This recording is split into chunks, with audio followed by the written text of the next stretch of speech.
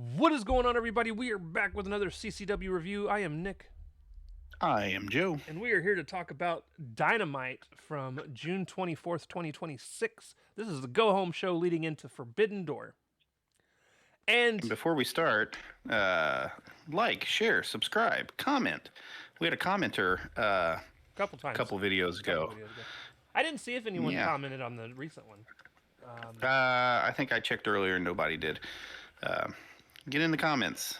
Tell me how wrong I am and how bitter I am. You won't offend me. My friend here does it all the time. Calls me a miserable person. I'm like, stop being so miserable, Joe. In fact, it happened a couple times tonight. Yeah, this show didn't jive with me. Now, I say that to say this. I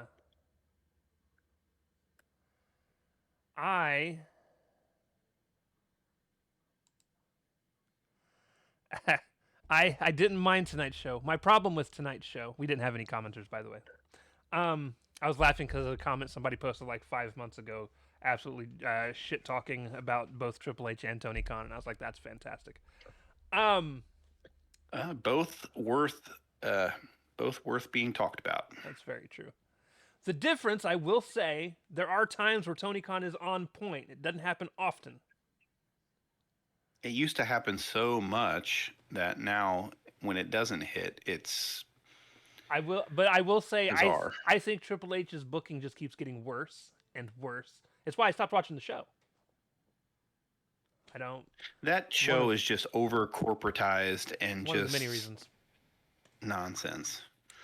I did think about bitching and complaining about the Supergirl tie-in, especially because Harley Cameron also dressed up with a Supergirl inspired thing. But I was like, you know what? Compared to WWE, this is so minor. It gets a pass. Honestly, it didn't even bother me either because Harley's the one to do it. Like, she's a goof. Sure. I don't. Now, if Queen Aminata would have came out in like a Wonder Woman outfit, I'd have been like, "What the fuck are we doing?" Darby comes out as Batman. Yeah, then it starts getting a little excessive, right? But Harley is the nerd of probably the women's locker room, it's fun to see her do silly shit like that. But aside from that, my problem with tonight's show, and I want to preface this, doesn't stem so much from tonight's show. My problem with tonight's show is it's a lead into a pay-per-view that I don't think should exist, and I don't mean there shouldn't be a pay-per-view this month, but I really think AEW needs to think about dropping the whole Forbidden Door thing. Well, they just phone it in now any fucking ways. And the first couple Forbidden Doors, I actually didn't watch the very first Forbidden Door. I did. I've seen every pay-per-view they've made. I Been to a few of them as well. 100% predicted the winners, which was funny. It's the only time I've ever 100% predicted an AEW pay-per-view. And I didn't even know who half the people on the fucking card was. I was voting by who I thought had cooler names, and it worked. So Hey, to each their own. I did the non-football fan thing as for people that don't watch football, and then they just go through and guess. They're like, "Oh, I think Eagles would beat." It's the horse racing thing where you just pick the horse that has the cool name. And the only reason I remember that is because I was in it was in the AEW Games Discord, and they did a pick'em league thing where you went through and picked pay-per-view winners and stuff. But my big problem is they used to build it up as a Forbidden Door pay-per-view. You would get showings from all the different people from different federations that were being involved. If I remember correctly, the first Forbidden Door actually had AAA involved as well, but obviously they can't do that. Yeah, they no longer have ties with AAA. But now it's like you get one or two matches. Like we've got the tag match that'll be coming up. That's going to be like it's like the Bucks versus Mystico and somebody versus is it TMDK? I don't remember. It's a couple of the Japanese guys. I just don't remember. It might not be TMDK. I don't remember exactly who it is. But Well, don't worry, we'll be doing our predictions sometime this week before the show. So we'll get the oh dude, Collision looks terrible. I'm honestly only looking forward to the last match. Me too, because the rest of it looks like hot fucking garbage. Anytime you want to throw Athena on my screen, I will watch that. I just yeah. But yeah, we'll be doing our prediction with the Collision taping. But I just they don't build it up anymore. Like we've gotten we've gotten 2 showings of Zack Sabre Jr. and I feel like he should have been involved for the at least an entire month before the show. And definitely did more promo work. He looked bad. Oh, okay. He looked bad the first match. I was like, this match he was. This fine. match I didn't mind. Yeah, this match I didn't mind. But the first match was completely unfucking necessary. But I don't think that's so much he looked bad. It was just they booked him to split a match with Priest because for whatever reason they're still trying to push Priest down our throats.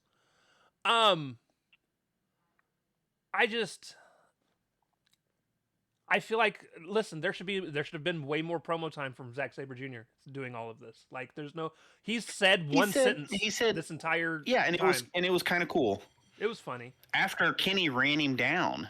Yeah, and then he looks second rate compared to Kenny, and it's bullshit. Obviously, I don't expect stuff from like Mystico. I mean, he could say things in Spanish most of us wouldn't understand, but. Even still, if you want to go that route, do that. Give us some subtitles. Let us know what he said. Like you're taping fucking Collision anyways.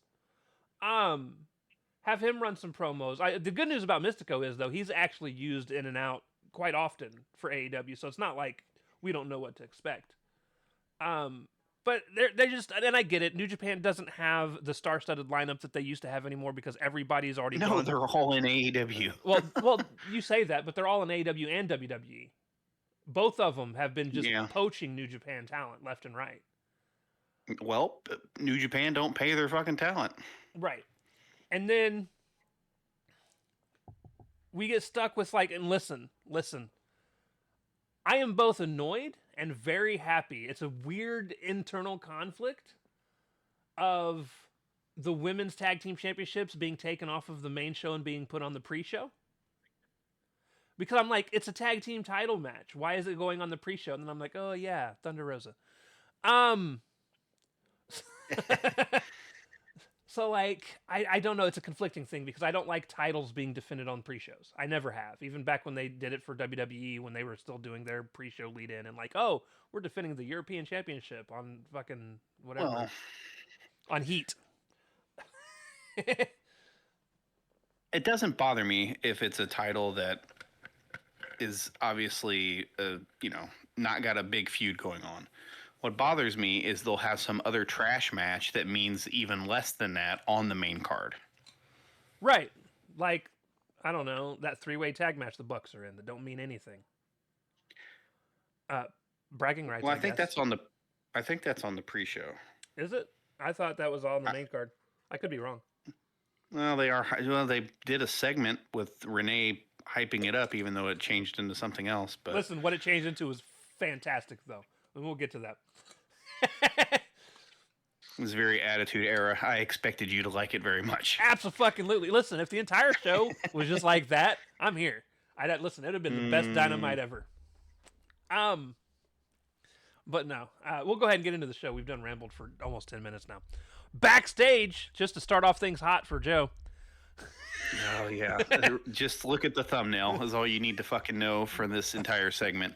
What a fucking joke. Mox is giving a speech to his team doing the whole, sometimes we lose, but we just keep getting back on our feet and keep doing our thing, doing the fucking self-team hoorah speech. And he said, never stop having your teammates back. And then they do that lock-up thing and they invite Ospreay to join them. And it's that thing where they all huddle up and they jump and spin in circles, which I've always hated any fucking ways. It is such a dumb thing. I hate it even fucking more now. They come out of it, and Ospreay's dizzy and falls into the cart next to the and I thought it was fantastic and was hilarious. Joe does not like this. No, he's supposed to be their top baby face. Yeah, and he's proving he's, again, just one of the boys. He's not infallible. You picked the perfect fucking thumbnail, by the way. All of them looking at him, looking confused as shit. Dude, do you know how many times I had to rewatch this segment and pause it to get the perfect shot? It was amazing. Bro, what are you doing? I'm starting to second guess on if it wasn't on purpose, though. And I only say that because obviously he did the joking thing a couple times during his match where he pretended he was going to fall. But it was Garcia that helped him up. And it's Garcia that he later helps, not that it fucking matters. at the end of his part of the show.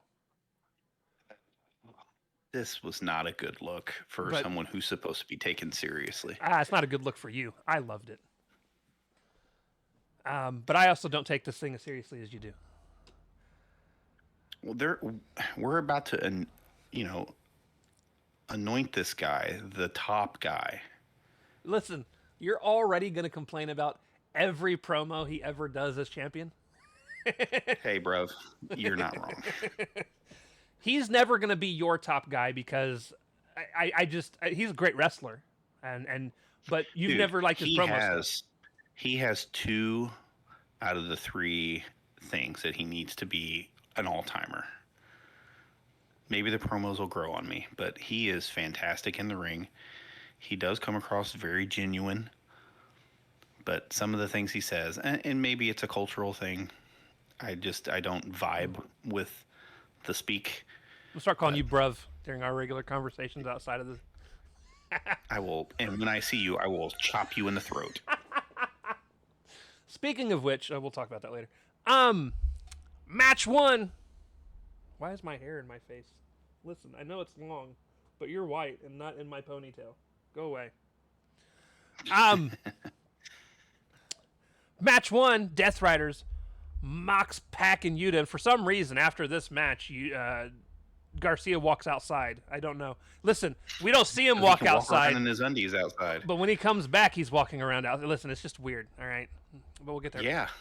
Yeah. But it's them, Mox, Pac, and Yuta versus Brodito and Mystico. And honestly, so this match wasn't terrible. I just didn't care for it. I don't. No, it was fine. Okay, so Bandito hit this deadlift suplex on Claudio that I kept thinking he was going to drop him out of because, like, Claudio's bigger than the people he's normally doing this shit to. Yeah, Claudio was... he was struggling to get completely vertical. Yeah, they got there, though, in the end. They did.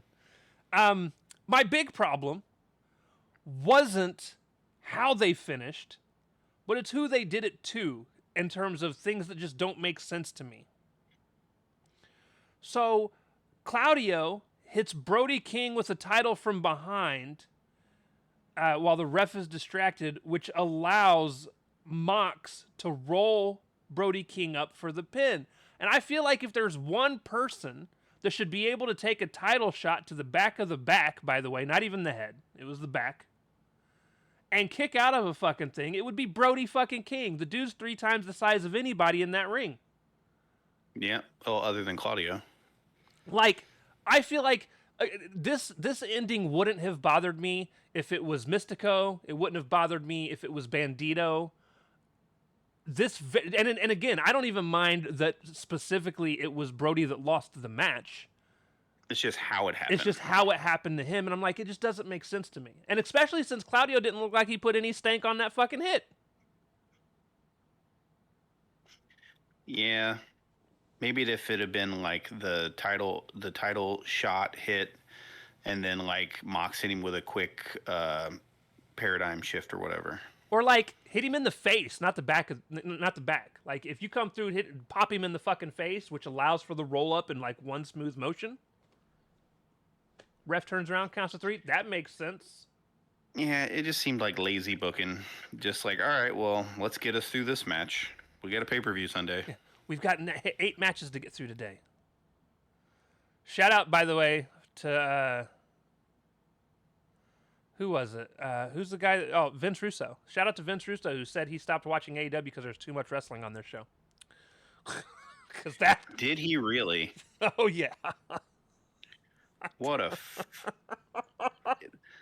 ladies and gentlemen, if that doesn't tell you what you need to hear if you were ever a WCW fan and the reason for their downfall, if that doesn't tell you everything you need to know. Dude, Twitter's been fun for wrestling this week. Oh, I'm sure people eviscerated him for that.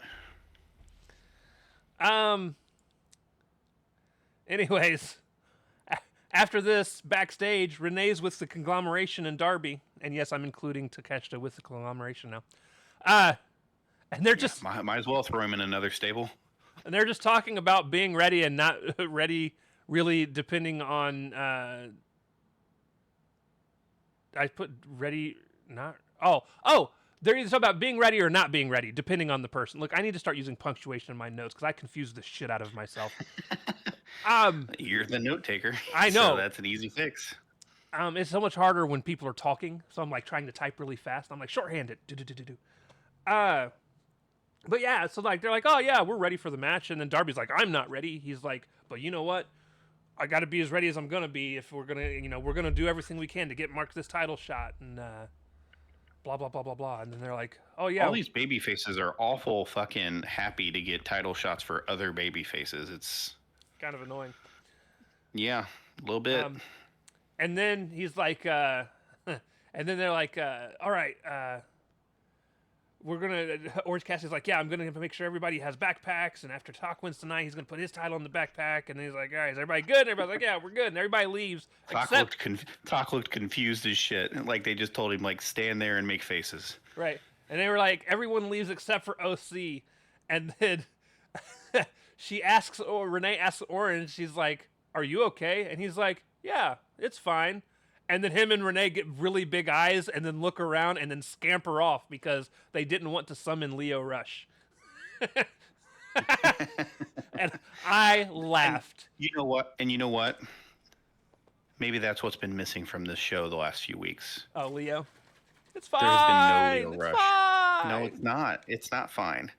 You know why? Congrats to him winning the... He knows. Congrats to him ROH winning the TV World title. Television title. Which looks better than their world title, by the way. To be fair, I've seen the different iterations of all of Ring of Honor's titles throughout the years because they always use them in promo packages and shit. Yeah, the Cody one's the best. And I've never thought that the Ring of Honor titles have ever really looked all that great, personally. Oh, dude, the one Jay Lethal and Cody had is dope. I might have to relook that one up, but most of them all just look extremely bland to me. I mean, it was an indie promotion for fucking ever, so I get it. I'm not. I just show me the belt. Come on, Google. While you look all that up, match 2, Survival of the Fittest women's qualifying match: Marina Shafir versus Harley Cameron, and this is the match where we were talking about. Harley Cameron came out, so they were showing that she was at the red carpet event for the Supergirl release. Her and Willow. Like, what the fuck, Willow? Yeah, and look, she didn't have her arms in slings or anything. It's almost like she might not. Anyways, so they're at the red carpet event, and it was a lot of Harley Cameron shaking her boobs on the red carpet, which was funny, because that's what she does. And then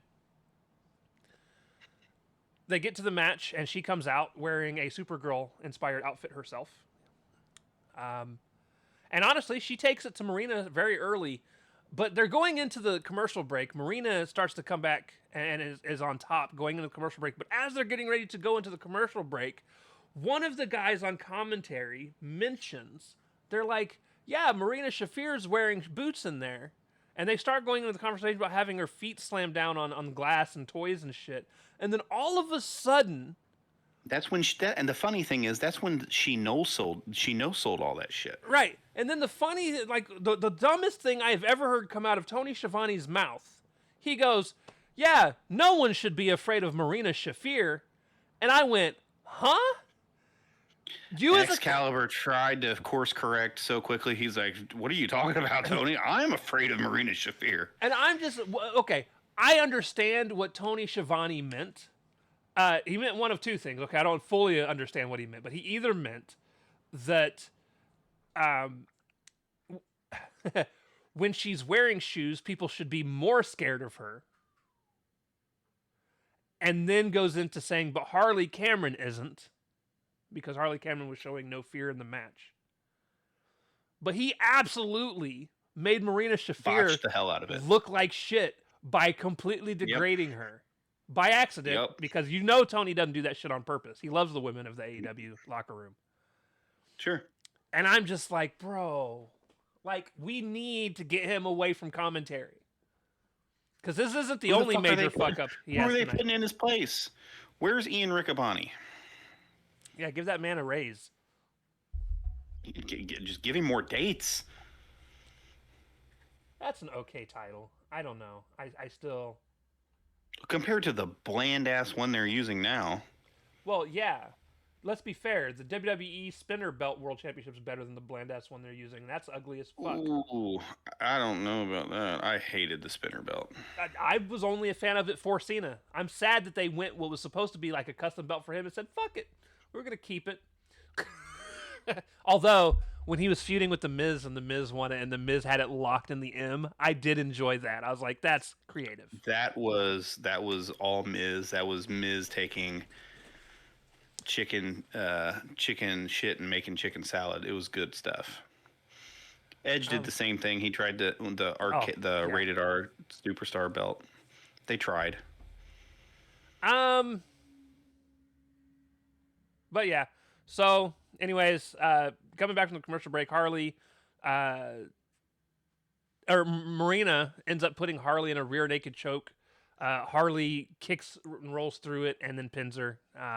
I didn't mind the finish as much as you did, because I didn't think there was any... I liked the finish because she hooked her leg and it did look like a pin you couldn't get out of. Right. I don't like the booking decision to make Marina look so pathetic with all the talk on commentary that Tony did and then her just getting rolled up and beat like a drum. I put more of that blame on Tony than I do the booking decision.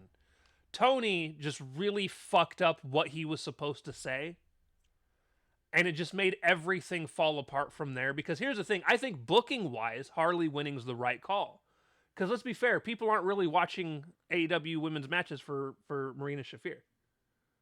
Harley has a presence to her that people enjoy watching more. I agree. But you know what they have the option of doing? Not booking the fucking match in the first place then. Yeah. But they're also short on women. So, you know. I don't... No. They've got other women. That could have been easily... who's not in the fucking tournament? Who's not in any of this shit? Who are you actually going to put Harley over? Because here's the thing. They wanted Harley in this match. No, and I'm fine with that. I'm not mad at Harley being over. Dude, you could have took fucking anybody from Billy Starks. Billy Starks is on Collision. Billy Starks could have been in this. I'm curious who the last match is going to be. Because they've only got... because there's still 2 more participants that need to be put in. Yeah. They've only got 5 to 6. I mean, we'll see how things go. Match 3. Will Ospreay versus El Phantasmo, or ELP as they call him now. Yeah, they don't even call him El Phantasmo as his ring name anymore. It's just straight up ELP. So I'm guessing that's just what he goes by. That's some Japan shit that we're not privy to. That's true. He hits this beautiful sunset flip to the outside of the ring onto Will. It was pretty nice. And then one of my favorite sequences of the night is them trying to kick each other and they keep dodging each other. And like, there's even a point where like Will goes to kick him from behind and he bends over and Will just completely whiffs. And the entire thing eventually ends with Will getting a Spanish fly on to ELP. Just a really fun, classic Will type segment, but it's always nice to see when other people can actually keep up with it and do it. Yeah. It was my match of the night. And honestly, not even close. It's my match of the night too, but I will say mine was a little bit closer because I do think the main event was really good. It would have been I will agree. The main event was a good match as well. There just wasn't enough back and forth. Right. It was very Ricochet heavy, and which is not a bad thing. We'll talk about why it's not my favorite when we get there. But Ospreay eventually hits a Styles Clash and then the Hidden Blade for the win. Just a really good it was tight. There was no wasted motion. It was a very contained, tight TV match. My only complaint is I didn't like the angle that they showed the Hidden Blade for this specific one because you could tell that the dude ducked his head and fell out of it. and it didn't look as strong as a hidden blade as we've seen. Now, obviously, we don't necessarily actually want Will to take someone's head off with it. Right.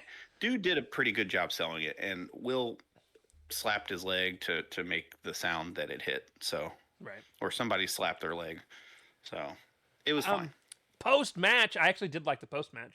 Ospreay's on his way out. Post match was good. Swerve's music hits, and they just kind of stare at each other.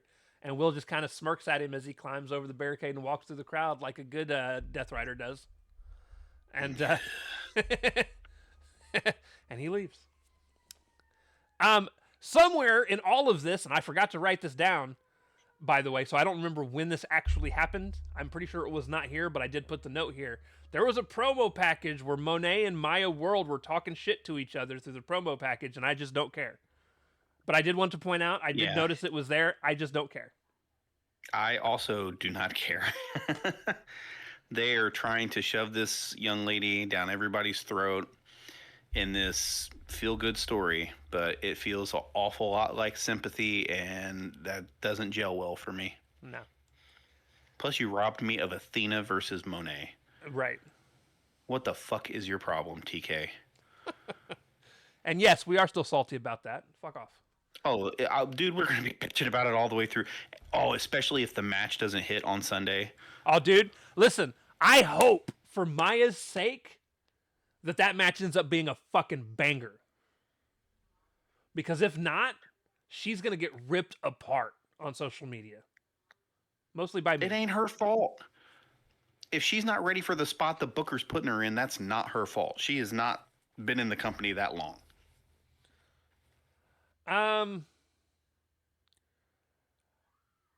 Match 4, Swerve Strickland versus Daniel Garcia.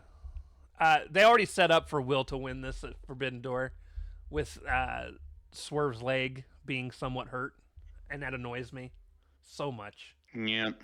So much. Stop. Yeah, wrestlers don't need excuses to lose all the time. It's okay to just have Will straight up beat Swerve. All right. Yes. Nobody looks weak in defeat when it's two top guys fighting each other. No.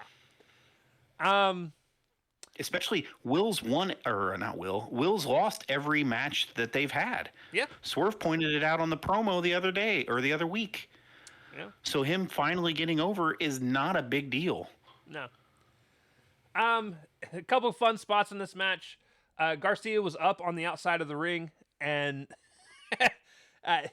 he hits a running drop kick on Swerve, and then walks back to the other side to stare into the crowd because he's about to go do the running drop kick again. And on his way over, Swerve meets him halfway and fucking hits him with a house call mid fucking run. Just a good spot. Yep. I was like, that was fun. Swerve also hit a DVD on the apron to Garcia. He landed his power bomb into power slam move. Dude, the very first time he hit the power bomb set up into the power slam, very first time he hit it, it looked pristine and amazing. And ever since, it has not looked as clean. And I'm almost kind of wishing he would stop doing the move.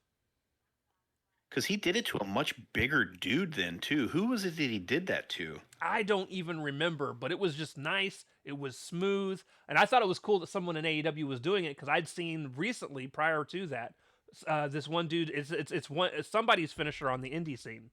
And it was flying around on Twitter. And I was like, dude, this move is really cool. And then he did it. And now I'm just like, it's been kind of sloppy ever since that very first time. Like that first time he nailed it. And ever since, it doesn't ever seem like it goes the way it should. Was it Hangman he did it to? It might have been.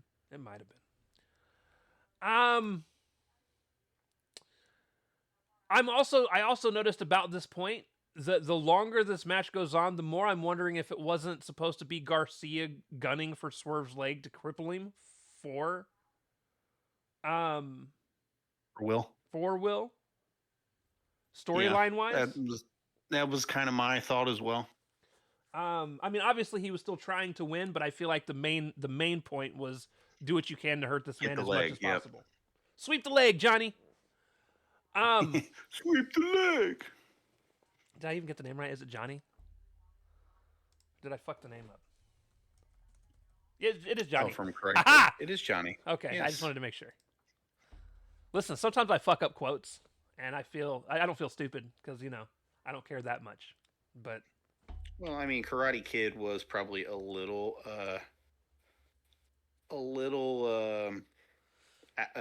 before your time, sort of ish. before my time, listen. I have watched every Karate Kid movie except for the new one. I have not seen Legacy so many times. Well, the first one came out in '84. Oh, I know, but I still watched the shit out of it. It's Well, yeah, I own the DVD box set. syndication and just those are good ass movies. Fuck yeah, they are. Listen, I even like the next Karate Kid. For those of you that didn't like the Hilary Swank one, fuck y'all. I think it was fantastic. Yeah, I haven't seen anything past the original trilogy. I didn't even watch the what is it? Was it on Netflix? The Cobra show, Cobra Kai. So, I really enjoyed the Karate Kid with Jaden Smith a lot more than I thought I would. And that's where they introduced Jackie Chan's character. And at first, I thought Jackie Chan was supposed to be Mr. Miyagi. Mr. Miyagi. But he's actually not Mr. Miyagi. No, you can't replace. He's his own person. And they end up tying it in with Legacy because they did the whole Cobra Kai thing. And Cobra Kai continues the story of Daniel LaRussa and more Johnny than Daniel. Daniel's in it though. Yeah, Johnny Lawrence. William Zabka. And I haven't seen that show, and it's the reason I haven't watched Legacy yet, because apparently Legacy actually takes place and ties into the show, which also ties into the rest of the series, because Jackie Chan comes to find Danny to have him help train this new kid, because Danny trained under Mr. Miyagi. So I was like, it's really cool how they're tying all this shit together. Yeah, it's a whole ass universe now. So yeah. Anyways, Daniel, you waxed on, waxed off. Now wax on and wax off this kid. I do need to watch the show at some point though, because I also hear it's amazing. Like it's apparently pretty good. I've heard nothing. It got renewed constantly, so I'm just happy William Zabka got plenty of work. Yeah. Garcia ends up hitting a Styles Clash on Swerve, which was pretty cool. Yeah, it finally looks like some of Will is rubbing off on the other members of the DR as well. Right. Which actually kind of helps them because Garcia could use it. So Garcia can wrestle. He just has no fucking personality. And to be fair, the personality he does have is douchey as shit. Garcia looked decent tonight. Obviously, Swerve gave him some, but he didn't look bad. Swerve gave him a lot. Now, Swerve ends up hitting the house call in the ring. Garcia kicks out, so Swerve then hits the hidden blade and gets the win, which I thought was funny.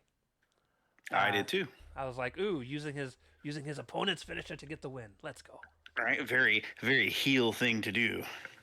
Post-match, Swerve proceeds to beat the shit out of Garcia, but Ospreay wastes no time. Listen, this is a good teammate, all right? All you fucking teammates that like to sit in the back and wait for your teammate to get his ass beat before you come out and help him. Like, you're stuck in catering and have to finish that last few bites of food before you run out to save your boy. Like, Ospreay wasted no fucking time. He was, boom, hit the ring. Which is going to make it even more bitter when they betray him and beat the dog piss out of him. It is. Ospreay then proceeds to kind of get the upper hand. He starts to go for the hidden blade, but Nana grabs his leg, which causes him to trip up and fall to one knee, which puts him in the perfect position to catch a house call. It was actually a really good sequence. I was proud of them for not making it look like shit. He then sets Ospreay up for the vertebreaker, but Garcia comes in and pulls him down, and as he pulls him down, Ospreay rolls out of the ring, which allows Garcia to eat the vertebreaker instead, at which point Ospreay comes in and chases Swerve off with a chair. Honestly, good little post. Where the other DRs? Probably spinning in circles and celebrating backstage. Celebrating their trios match victory earlier. Yeah. Maybe they fell into that fucking medical tub as well. Backstage, honestly, I liked a lot of what happened tonight. Backstage, MJF and the Don Callis family are back there, and Callis is just submitting the team for all of us. I was actually annoyed at first. I was like, why are we doing this again? We already know who the team is. However, when they get to Andrade, MJF steps in. He's like, yeah, Andrade, next. Yeah. Andrade looked so annoyed, like he was about to just. I'm so worried, dude, that they're gonna do the Tak and Okada thing with these two, and it was. I don't have the patience for that. It was fucking hilarious. Mid convo, because MJF is just doing his big triple B and stupid shit that he does. He stops mid convo and they look over and RPG Vice is standing there. He's like, "What are you guys doing here? Get out of the frame!" And he's like, "Don, take care of this." And even Don Callis is like, "You guys need to go," and they look upset as they walk out. Poor Trent Beretta, and Rocky for that matter. They then introduce T-shirts that are supposed to be. It's like DC MJF is what it says, and it's a picture of MJF and Don Callis damn near nude, like all of those stupid hand painted photos that they've done. Yeah, they're in Speedos, and they're in Speedos, shaking each other's hand. And and the entire team is like, "The fuck is this?" Fantastic moment. I laughed. It's a very Don Callis thing to do. Absolutely was. And yeah, I enjoyed this segment mostly. Other than the beginning. Again, I didn't need him to reintroduce the entire team. We know who all's involved. But it did give them a chance for MJF to absolutely shun Andrade, which comes back to bite Andrade again later. I didn't like the Kevin Knight shit. Like, dude, we get it. You want a title shot. Again, though. I still loved how it turned out because Kevin Knight was like, just remember, when we win, I want that shot. And MJF blows it off. He's like, sure, kid. He's like, yeah, sure, kid, whatever. I do want you guys to know, I do like MJF as a heel, mostly. I think he's a fantastic talent and everything. If there's one thing I hate more than anything, it's the way his title looks. I think the whole Triple B thing is fucking stupid. And it is horrible. It's as ugly to me as the stupid Bryan Danielson fucking Eco WWE title. I hate it. I like the Eco belt. Of course you do. Made from sustainable resources. I hated it. And yes, the Triple B is ugly though. It's a heel thing though. I'm fickle. I don't care. It's a prop. Match 5, Jack Perry versus Zack Sabre Jr., which actually ended up being a pretty decent match. It was fine. Zack Sabre Jr.'s style of wrestling is not for me. He almost got accidentally pinned really early in this match because he was not kicking out of that seatbelt pin, boy. Jack had to let go of it because he had that motherfucker locked in for real by accident. And I was like, man, that would have been funny. Yeah, for the guy who puts people into pretzel-like moves, not to have the dexterity to get out of that, doesn't make you look very good, does it? Eventually, by the end of the match, Zack ties Perry into a pretzel, and Jack gives up. Yep. Basically, puts him into the Rings of Saturn, whatever the technical name of that move is, and that's how he gets the win. He had him all twisted up. He had his legs. We couldn't see it because for some reason, these fuckers don't know how to shoot from more than one angle. But he had his legs locked behind him and shit too. He wasn't going nowhere. Yeah. Immediately after the Bucks come out, because they've got their match with TMDK. And my only note is, hey, look, a Bucks match. They win with the Meltzer driver. Yeah, and that was pretty much it. It was very... Dude, the match was so short and so... just very Bucks dominant that Nick Jackson never lost his headband. Yeah, that's very true. Post-match, which was pretty entertaining, Zack Sabre Jr. comes back out. They jump the Bucks. Omega's music hits. It ends with Kenny and Zack Sabre Jr. trading the weakest-looking forearms I have ever seen in my life. I am so not excited for that match. I don't mind forearm exchanges, but these two just did not put any oomph into it. And I'm like, why are we like tickle fighting in the ring? I don't know. Anyways, so eventually, Omega hits a Snapdragon on him, which always looks good. And yep. Then he goes for the most part. He goes for the V trigger. Tito pulls him out of the ring so that he doesn't get hit.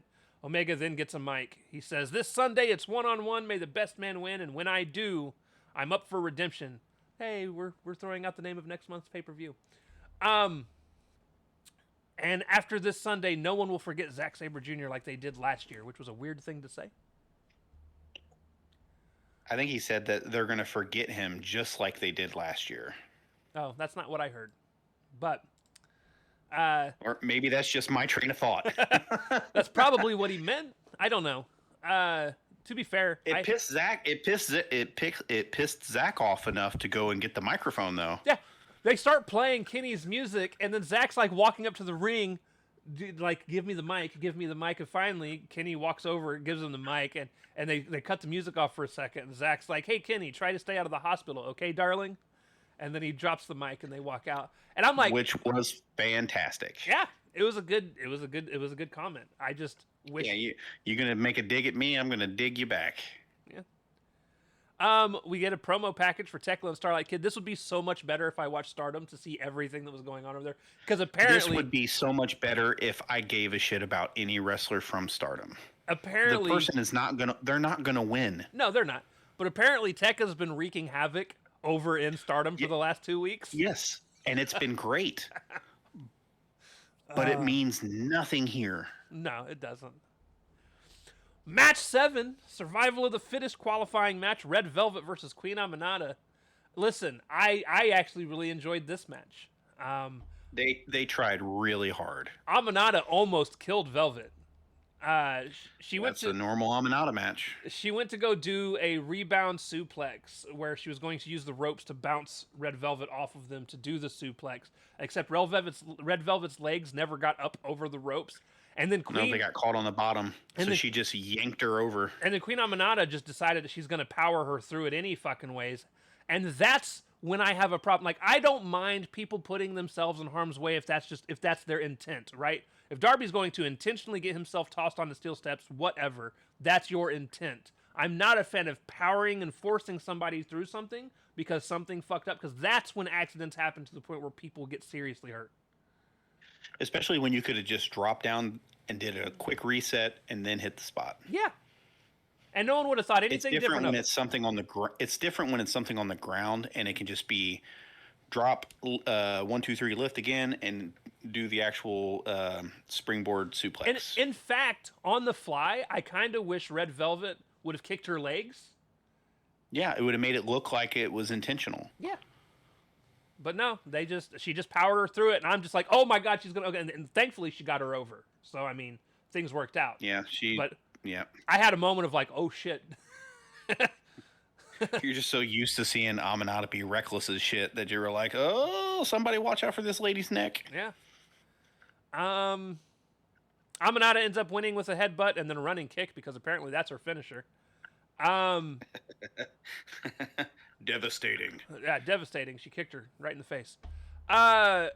Listen, objectively, do I think this was the right call? Absolutely. Of the two, I think Aminata should be the one in the match. Aminata's the bigger name, even though I think Red Velvet is the better worker. But I did put in my notes, I would have personally rather had Red Velvet in the match because I do think she is the better worker. Yeah, they need her work rate's better. They need to repackage her somehow. But yeah, she looks so indie, dude. Her fucking entrance video and how she's billed from Mama's Kitchen and all this shit. It's so indie. It's so fucking indie. Like, she's on TV. You've put her on TV like three times in the last 6 weeks. Being from Mama's Kitchen doesn't bother me the most. Listen, we've had a lot of people from a lot of dumb places. we spent years with Kane being from parts unknown. All right, well, that just means you don't know where he's from because the man couldn't talk. Yeah, he could. Anyways. You're welcome. I set you up for that. That was a softball there. Yeah, it was. But no, I don't. I do agree. She needs better theme music. She just needs a whole complete repackage. Find a way to make the whole maybe go from Red Velvet being about cake to being about the material.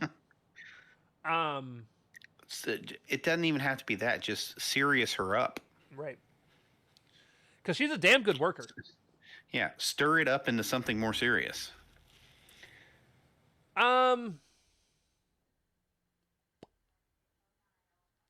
Oh, backstage. That's what's next. I was about to say, we should be getting to the spot. Yeah, okay. I was about to say we should be getting to the spot you thoroughly enjoyed. You liked. They say that they're gonna super kick the forbidden door down and a bunch of other shit as they're talking with Renee. As this happens, you start hearing scuffling, and they pan over to a small rise of stairs. It's like 6 or 7 steps high, and Cope and Christian are beating up the dogs as they're coming down the stairs. And as they come down the stairs, the dogs rush through the doors, and Cope and Cage stop in their tracks and look over at the Bucks. The Bucks are like protecting Renee. And at that point, you guys good? The Bucks go. Actually, it's the Bucks ask them, "Are you guys good?" And Cope's like, "Yeah, we're fine." And then they go through the door, and then they get their asses beat. And then they start. Well, they actually still have the upper hand for a second until Finley starts spraying them in the eyes with hairspray because they're by the makeup station, so people can get ready for TV. So they spray him in the eyes with hairspray, and I'm like, "Hey, look, the heel's doing smart heel things. That's what I like to see." He sprays them in the eyes, and then they grab some cables that are around. And it was really cool. One of the cables they yanked forced the lights in the area off.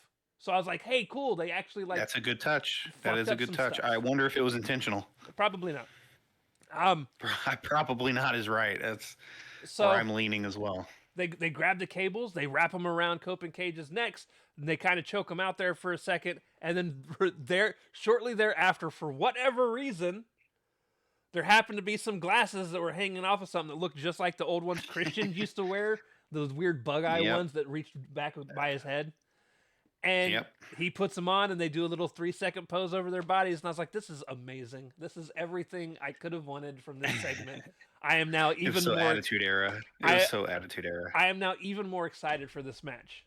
I don't know. I don't think the match is going to deliver very much because I just don't think they're going to have very good chemistry. But I could be wrong, I guess. But the build hasn't been bad. Stuff like this has been good, which is what's needed. We need to keep Edge and Christian off of microphones. I'm sorry, Cope and Christian off of microphones. No, because Cope. We need to keep Cope off of microphones. Yeah, Christian was fine, but if Christian's going to talk, Cope is going to talk, and I would rather not hear Cope talk. Right. Match 8, which was almost my match of the night. Almost. AEW International Championship match. This is the main event. Takeshita versus main event. Ricochet. And listen, this match starts quick. Dude, if this was a Ricochet clinic for most of the match. If you ever thought Ricochet wasn't great at wrestling, you could slap this bitch on and be like, "Oh, that dude can fucking work. He can go." He was doing a lot of flips early. Listen, one of my favorite spots of the entire night, let alone this match. Ricochet goes for a standing shooting star press off of the apron to Takeshita, who's standing outside, and Tak catches him mid flip. And then hits him with an exploder suplex on the outside. And dude, it was so smooth. I was like, oh, that was so good.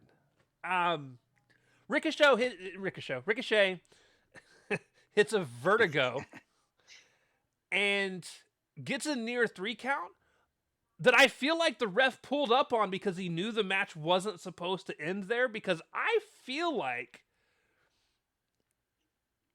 Tak didn't truly kick out before 3. It was very, very, very, very close. There was a lot of stuff wrong with this match after all the cool stop stuff. You're about to get to the point where he pulls the referee in. Oh, I didn't notice pulling the referee in. I just heard him say the referee, yeah. Well, you don't see it. I went back and looked, and he does pull him, but you barely see the tug because of the camera. Why can't these people have camera people on the floor? I know. I've been to several shows. Why do they not? Well, let me rephrase that. I know why they don't, but they need to start shooting from multiple angles. They're not shooting from that other side because they don't want to show you how empty the hard cam side is. Right. But they need multiple angles because this shit ain't working. That's when you get your ass up on the apron, sir, and kind of aim down. Yes, and shoot down. Yes. Tak or Ricochet hits a 450. Tak kicks out of that. And then Tak went for his top rope German suplex. Ricochet flipped out of it. Didn't kick out. Flipped out of it, yeah. Flipped out of it. He ricocheted out of it. Yeah. Ricochet then hits the Rico Salt. Tak still kicks out. Tak eventually hits the running knee and then the Raging Fire for the win. Listen. Good match. I was actually kind of annoyed once Ricochet hit the Vertigo that Tak kicked out. And for every one of Ricochet's finishers that he hit from here on, I got more and more annoyed. Because Tak's Superman. And Tak's great, do not get me wrong. But there comes a point in time where you either need to find a way for him to not take the fucking moves, or pull the trigger and just go ahead and let Ricochet win if he's going to dominate and absolutely whoop Tak's ass for pretty much this whole match. Yeah, because it didn't even have to get to the point where Ricochet was hitting his finish and having dude kick out. They could have done a number of moves. Well, one of his finishes, because Ricochet's got several. It's not like he hit him with the Spirit Gun and lost, But he hit him with the Vertigo, which is one of his finishers. He hit him with the 450, which is one of his finishers. He hit him with the fucking Rico Salt, which he's won with. Usually the Spirit Gun is the thing that people kick out of, and the Vertibreaker or the Vertigo thing is the thing he goes to if that doesn't work. Right. But yeah, Tak just kept kicking out, and then he hit him with a running knee and a Raging Fire, and the match was over. And I was like, well, that's bullshit. Yeah, it was like 75 to 25% offense. It was all Ricochet. Now, had something happened where like, oh, Ricochet goes for the Rico Salt, but Tak gets his knees up. Sure. Cool. Logic. Holy crap. And then post-match, shit hits the fan, and listen.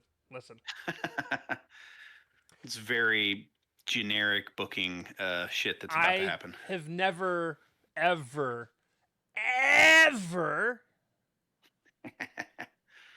been a fan of one-by-one run-ins for post-matches. When the groups are involved with big amounts Everybody of people. gets some shine. Except for Roddy Strong. Oh, he still got shine. It just wasn't on his own. But I liked that. That's one of the few things that I did like because it actually made Doyle look stronger. I don't disagree. But it's always Roddy. Yeah, I feel bad I wish it would have been Kyle. Yeah, it's always Roddy. But it was Roddy that ate it. But again, I'm such a big fan of the big meaty motherfuckers that Don Callis has on his fucking squad that when they get a chance to shine, he hit a really good boss man slam too. When they get a chance to shine like that, I'm like, okay, I'm here for it. I'm here for it. But yeah, so Mark Briscoe comes out with a mic post match and cuts the longest winded end of the night promo, and I'm just like, can we just shut this off mid? Like, I would love for this show to end mid sentence. I'm okay with that. There was a part in time where the fucking camera started having problems, and they were like blinking out, and I was like, oh, the show is going to cut off mid sentence. Cool. Yeah, the production was shit. It started going out, and they got it back. But Mark Briscoe's like, yeah, we're excited to fight this Sunday. We're excited to throw down. Sorry, I'm not going to do the whole thing like Mark. Thank goodness. It's like watching it over again, and I don't want to do that. He brings. I couldn't resist for that one sentence. So, he brings up the blood and guts with the Death Riders. They were in it for the thrill of the fight, but at Forbidden Door, it means a little bit more because he's got a World Championship title match. And so far at this point, I'm like, cool, whatever. But then he's like, I'm grateful that we aren't similar, like you had said, Max. He was like, because you're a baby back child and I'm a man, and I'm like, now you sound stupid. He then is like, this is America. You can have any opinion that you want, but last time we were in the ring, I beat your ass. And I was like, okay, that was a cool line. And then he was like, I'm going to war with my brothers, but Max is just has the Don Callis family, and it's a mighty talented squad, but they don't give a damn about Max, which he's right about. And I do think the faces are going to win that match. Spoiler, by the way. Yeah, with all the dissension and chaos that's been on the heel side, how do they not? It would have to be a big swerve that Andrade and like MJF somehow got along to pull it out at the end. Right. And I actually think it's going to be Andrade that costs them the match. I agree. I think it's going to what leads Andrade out of the Don Callis family. Yeah. At that point, Don Callis comes out while he's still talking about something, distracts him long enough for MJF to attack Mark from behind. Mark goes for the J Driller, and then Fletcher comes out, hits his half and half, and then a brainbuster on Mark, and then we do the 1-by-1 thing all the way through the entire set of everyone. And again, the one spot I did like, Doyle comes out, does his first initial thing, and then Roddy comes out to hit him from behind. It does not work. Yeah. And then he gets boss man slammed for his troubles. And then at that point, Orange Cassidy comes in, and the two of them together took out Doyle. And again, I like the spot for Doyle because it made Doyle look really strong, and that's what Doyle needs. Yep. By the way, I still hope that at some point, him and Davis get tag team titles, and just they're going to have to take the national title off of. Listen, I agree. Mark Davis. I agree they should, but fuck you. They gave Willow 2 titles. They could do it to these men. Listen, I would actually be just as annoyed. I really do want him to lose that national title at some point just so they can go for the tag titles. And you know what? You want to make it really fun? Throw Brian Cage in there and let him go for the trio championships at some point because that would be a meaty fucking team. Who the fuck even are the trios champions right now? Who are the trios? Oh, it's the conglomeration. Yeah, you're right. See, that makes perfect sense. You're right. Listen, I'd be okay with the 3 of them winning the trios championships and taking them off of conglomeration. As long as Roddy doesn't eat the pin. Sorry, Kyle. Fuck that. Make OC eat the pin. What's OC got going on? Nothing, but Tony really, really likes OC. So do I. Who cares? I know, but I like them all. They can all eat pins. I agree. I don't care. I agree. You're not going to win them all. You know what? Pin all 3 of them at the same time. Make it really fun. That's some Hurt Business type shit right there. Listen, if there's anybody I think that might be stronger as a group than Hurt Business, it would have been that trio of fucking men right there. That's some big ass, big beefy dudes. But then who the hell takes the belts off of them? The Hurt Syndicate. They're gonna be like Athena. They're gonna be forever trios champions and shit. Listen. The 3 of them. We already have that problem with the ladies tag team division. Let the Hurt Syndicate pick up a third person that's not MVP. Should have been Kevin Knight. Should have been. We're standing by that. Should have been. I agree. I think he would have. He could have been the same cocky character that he is now. Yeah. Could he? Because I don't think MVP deals well with cockiness. Not that the Don Callis family MVP himself is cocky. True. I'm just saying, storyline wise, I don't think the Hurt Syndicate would do well because he would put his cockiness above the group, and that's not what the Hurt Syndicate is about. It's honestly, it would have the same dynamic that they have with Max Don Callis. With him. Well, remember when Max was trying to get into the Hurt Syndicate? Yeah. And he was pretty much taken out because he was putting himself over the group. So similar situation. Maybe after Will gets betrayed and he becomes just a mean motherfucker, he joins the Hurt Syndicate. I don't want him with another faction. I want him out on his own, being the champ, doing champ things. Just not Hangman Adam Page light champ things. Right.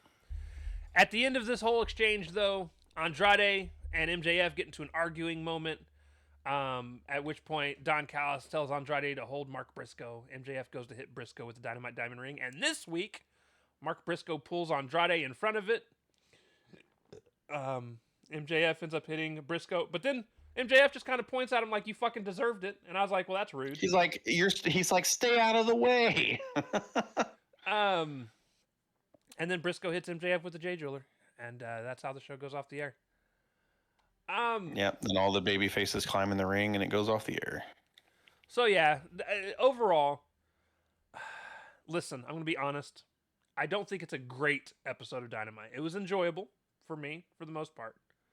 I do think it's one of the better go-home shows they've had since I've been watching AEW, because usually they shit the bed with go-home shows completely. Yeah, go home shows, and then the week after the show for some reason is very weak for them. Now the pay-per-views are always strong though, so Yeah. And I feel like a part of it is they're always and I get it. Wrestling's fickle in terms of the way things happen. And I feel like a lot of times the go home shows, which are supposed to sell the pay-per-view. Yep, supposedly. Well, that and Sunday Night Heat are supposed to sell the pay-per-view. The buy-in. Except we've kind of gotten to a point where bookers are afraid to let their talent go out and do things because injuries can happen. And they're afraid, I feel like one of the things that both Tony and Triple H are not very good at are pivoting on the fly when need be. Well, it takes having multiple top guys, and well, WWE has multiple top guys, but AEW right now with Hanger not there and everybody else in weird things, Kenny to me is not a top guy anymore. So you can't even pivot to like Kenny anymore. Right. And they've fucking moxed us all to death. Nobody wants to see that fucking pivot. No, not at fucking all. So where the fuck do you go? Swerve? What does he just drop being a heel to turn babyface? Well, because you would need a babyface at this point. But listen, hear me out. All right, we don't want to see Mox with the title again. But if they had to pivot, if MJF were to go out and get injured, which obviously MJF doesn't wrestle a lot on regular TV any fucking ways. He never has. He hasn't been lately because the last time he was in there, he hyperextended his knee. Right. But he's always been that kind of heel anyways, though. He gets the title. No, he's a special attraction. It makes sense for his character. It's great. Yeah. But at least he wrestles every pay-per-view, so, you can't complain too much. But exactly. Every 30 days. As one should. Even if he doesn't want to, quote unquote. Contractually obligated. But hear me out. He goes out and gets himself injured. I almost wouldn't even mind Mox being thrown in a title match and then winning the fucking thing, because I'm now also thinking, listen, the story that could be told with Ospreay winning the fucking if he does go on to win, beating Mox, since they're the ones that took him out in the first place. I know where there's you're a going. story that could be told there. Now, do I want that to happen? No, and we're not going to get that unless MJF gets himself injured in this cage match. But it's just one of those things. I don't know. Tony's not been very good at pivoting on the fly. Like for him, somebody gets injured, it always ends in a fucking tournament. And I'm like, not everything needs to be a tournament. It's very 80s wrestling. You know what? It's very territorial. Very territories. Do something super fun. Do a championship scramble for the world title. If it happens, you throw like 7 men in there, and you give them an hour, and whoever's the champ by the end of the hour walks out with that motherfucker. Yeah, your main event match is always take an hour anyway, so It would be no different, except there would be just multiple motherfuckers in it. But you know what would happen? They'd be like, we're going to do a casino gauntlet. And I'd be like, fuck, man. Oh, God. I'm so tired of this match. Once a year is perfectly fine. That kind of is a scramble match, except the people come out in intervals instead of all at once. Yeah, but a championship scramble, what I mean is you can get multiple pinfalls. It's just whoever's the champion by the end of the time limit. By the end of the hour, yep. That's what I like in a championship scramble. Look, guys, I like the casino gauntlet. I think it's a fantastic match. I just don't need to see it 6 times a year. True that. Once a year is perfectly fine. You have that motherfucker every year at Double or Nothing. Winner gets a championship match at some future time, and then you move on. Yep. Unless storyline dictates that like you use that match because somebody had to vacate a title, which they've done, obviously. They did it for the national championship when they just brought it in. I've seen them do it for like the TBS title. Not TBS. I was about to say, we're about to get one for the TBS title, ain't we? No, this is actually just a survival of the fittest match. This isn't like people come out in intervals. They just all come out and wrestle, and it's whoever gets the first pinfall. But it's more like a scramble, not a casino It's Xeno Gauntlet. I believe it's more just like a 6-person fucking match. Whoever wins wins. Yeah. But I'll be interested to see. Here's the thing. I will say, I am more excited today for Forbidden Door than I was before Dynamite. Not much more, but a little bit more. Yeah, you're on your own there. My excitement level has not pivoted since the card was announced. I have already paid for it, so that's good. That's paid for, and I will be watching Forbidden Door. I will wait, depending on rain and stuff, depending on whether I pay through satellite or if I'm actually going to watch it on Max. I pay through Max because I get it for $40 on Max instead of $50 anywhere else. Well, so. I'm balling, so the $10 extra doesn't bother me. I mean, I'm balling too. I just spend that money elsewhere. Like, as soon as we're done here, I'm probably going to go pre-order GTA. Yeah, you're going to get the digital deluxe edition that comes with, the physical case of the game and nothing else? No. I'm getting I'm getting the digital deluxe edition, but that's not what the digital deluxe edition is. The digital deluxe edition is just, it gives you the 4 or 5 extra shops that you can shop at. Online? No, in the story mode. They're actually going to have shops locked to people that buy the standard edition. I find that unacceptable. Listen, we'll talk about more of that after the stream, though. But it's also coming with extra missions like normal Rockstar games, like car collector missions, things like that. What is it, $100? Yep. No, that's not bad. That's probably the one I'll pick up, but I won't pick it up until the week of the game coming out. It was the one I was going to get anyways, so. Yeah. I still don't like locked content like that. It depends, and we'll talk, like you said, we'll talk more about it later.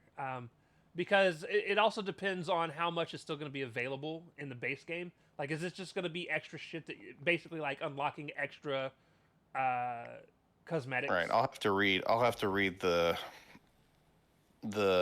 media, the post, the release, the right, the update release on the information. But yeah, actually, I probably won't pre-order GTA for at least 3 or 4 days. I want to wait until I get paid to see how my rent and other money situation is going to be. Because if need be, I can wait till the 15th. It's not like I'm in a rush to pre-order a game for November. Exactly. But anyways, with that being said, we will be doing our pick'em after Collision. Collision's review should be super quick. The card looks like shit. Boy, doesn't it. So we'll be flying through that. And yeah, we'll do our pick'em Saturday. So with that being said, we love you guys. We'll talk to y'all next time. Deuces. Later.